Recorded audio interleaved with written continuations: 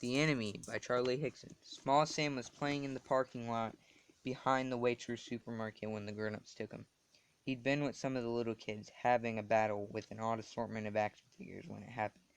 They weren't supposed to play outside without a guard, but it was a lovely sunny day and the little kids got bored indoors. Sam wasn't the youngest of the group, but he was the smallest. That's why they called him Small Sam. There had originally been two other Sams, Big Sam and Curly Sam, who had curly hair. Big Sam had been killed a few months ago, but Small Sam was stuck with the name. It was probably because of his size that the grown-ups went for him. They were like that. They picked out the youngsters, the weaklings, the little ones. In the panic of the attack, the rest of Sam's gang got back safely inside, but Sam was cut off, and the roving pack of grown-ups trapped him in a corner. They had come over the side of the wall, led by Big Mother in a tracksuit that might once have been pink, but was now so filthy and greasy it looked like gray plastic. She had a fat egg-like body on top of long, skinny legs. Her back was bent, and she ran stooped over, but surprisingly fast. Her arms held wide, like a scorpion's claws, her dirty blonde hair hanging straight down, her face blank and stupid, breathing through her mouth.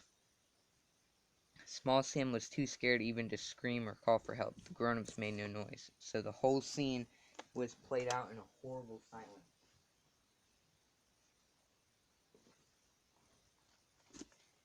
The mother blocked off the route back toward the building, while two lanky fathers ran at him from either side.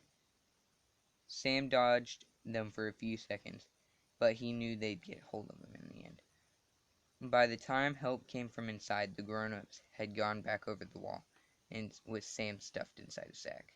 Maxie led a group of bigger kids out into the parking lot. Even though they were armed with spears and clubs and good throwing rocks, they moved cautiously, not knowing exactly what to expect. "We're late," said Callum, scanning the empty parking lot.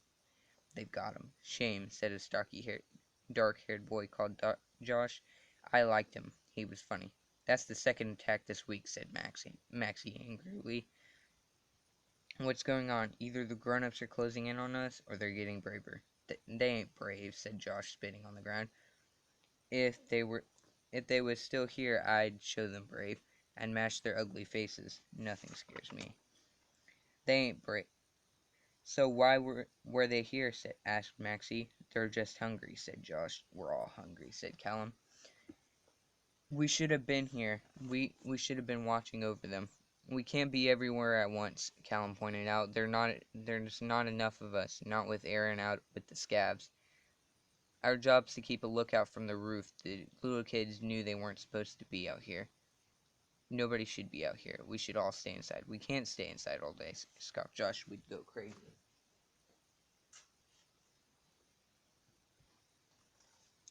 "It's good inside," said Callum. You're just scared to come outside," said Josh with a smirk. "No, I ain't. No more scared than you." "Nothing scares me," said Josh. "Then you're just stupid," said Callum. "Nah," said Josh. "The thing about grown-ups is some of them are strong, some of them can run fast, and some of them are clever. But the strong ones are slow, the fast ones are stupid, and the smart ones are weak." "Tell that to Small Sam," said Maxie angrily, "and to Big Sam and Jono and Eve and Mohammed and all the other kids we've lost." "Grown-ups won't get me," said Josh. "What?" said Callum. "So it was their fault they got taken? Is that what you're saying?"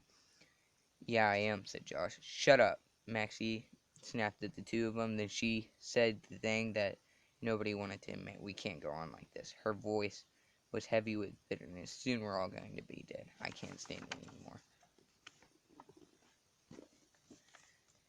She threw down her spear she had been carrying and sat on the ground, resting her head in her hands. It was her fault. That was all she could think. It was all her fault. When Aaron was away, she was supposed to be in charge. She couldn't remember when it had been decided. Aaron was the leader. She was second in command. It must have happened early on, and most of the kids had been too frightened and confused to do anything for themselves. Aaron and Maxie had just got on with it, organizing everyone, keeping their spirits up. Aaron was clever and likable. Right from the start, he'd kept his head and not panicked. He'd been captain of the soccer team at William Ellis School, and nothing ever seemed to freak him out. The two of them had worked together, a team. Maxie had always been good at getting other children to help out. There were better fighters than her, true, but they were happy for her to tell them what to do. They didn't want the responsibility, and when Aaron wasn't there, she was the leader. So it was all her fault. Another kid gone. She shut down part of her mind. She didn't want to think about the grown-ups, what the grown-ups would do to small Sam. She started to cry. She didn't care who saw it. Callum looked at Josh. They both felt awkward. In the end, it was Josh who squatted down next to her and put an arm around her shoulders. "It's alright, Max," he said quietly. "We'll be alright. Something will happen. Someone will come.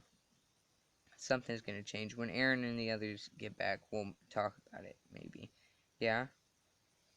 Make a plan? What's the point when Aaron gets back?" "Yeah?" Maxie looked up into Josh's concerned, grubby face. "Sorry." She said, "Come on, let's try and find out how they got over the wall. Then we should get back inside." "Yeah." Maxie jumped up. "It was okay, as long as you were doing something, as long as you didn't stop and think." She wished Aaron were here, though. She always felt safer when he was around. It was just, what was he going to think? Another kid gone. All her fault. And that's all I have time to read today. If you like this video, please like it.